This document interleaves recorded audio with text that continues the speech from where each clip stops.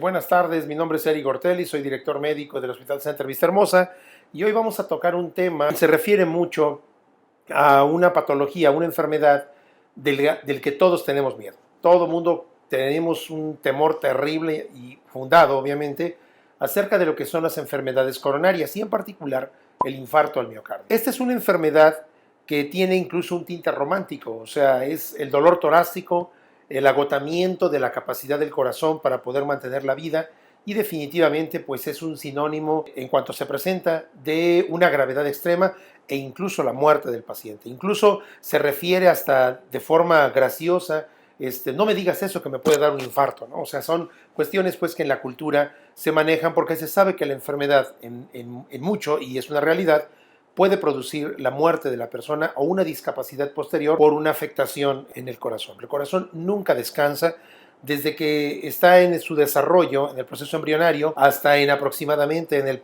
las personas latinas 75 años, no quiere decir que nuestro corazón se pare a los 75, es un promedio, quizás un poco más, menos o más tiempo, se va a parar realmente una sola vez. En ese caso, cuando esto ocurre, pueden ser 1000 causas. Son las causas por las cuales el corazón deja de trabajar y una de ellas, prevenible en muchos casos y obviamente muy frecuente después de los 45 años, es el infarto agudo del miocardio. ¿Y esto qué es? El infarto agudo del miocardio no es otra cosa más que la oclusión de una arteria, el taponamiento de una arteria y el impedimento para que esa arteria que circula, que tiene un circuito en la víscera, pueda continuar con el flujo sanguíneo. Cuando esto ocurre, cuando se ocluye esa arteria, del punto de oclusión en adelante no hay irrigación y entonces el músculo comienza a sufrir hipoxia. Esta hipoxia es la baja de oxígeno producto de la incapacidad de la sangre para poder seguir irrigando y nutriendo pues las porciones del corazón, la parte muscular del corazón y sus estructuras. Cuando esto ocurre, produce algunos síntomas y que son síntomas de riesgo coronario, de riesgo de infarto. El corazón da muchos avisos previos. ¿Cuáles pueden ser estos? Dolor torácico al hacer ejercicio, por ejemplo, sensación de opresión en el pecho, incluso al dormir, ¿de acuerdo? Pero cuando se presenta un infarto al miocardio, hay una característica muy especial del dolor. La primera de ellas es dolor torácico opresivo y se describe en la literatura tenebrante. La sensación de opresión se va hacia el hombro izquierdo, hacia el cuello, a la mandíbula y a la región posterior de la cabeza, la nuca, ¿de acuerdo? Ese circuito, ese sistema, ese proceso de dolor que se irradia también al brazo izquierdo, va a ser el síntoma característico o romántico, por ejemplo, de un infarto al miocardio.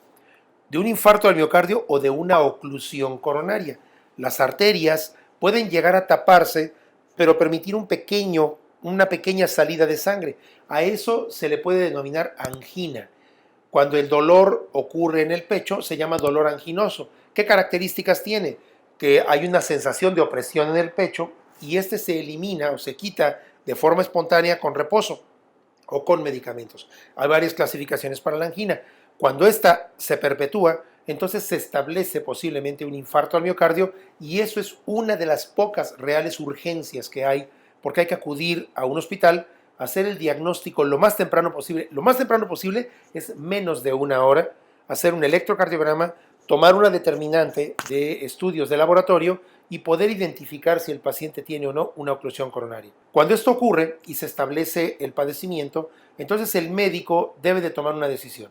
Puede deshacer el coágulo a través de medicamentos que se utilizan por vía intravenosa o puede enviarse al paciente a hacer un proceso a través de uno de los vasos, puede ser braquial, puede ser femoral, y pasar literalmente una guía a través de esa arteria, de ese vaso sanguíneo, hasta el punto de oclusión y eliminarlo, colocando un expansor en ese lugar que se llama stent.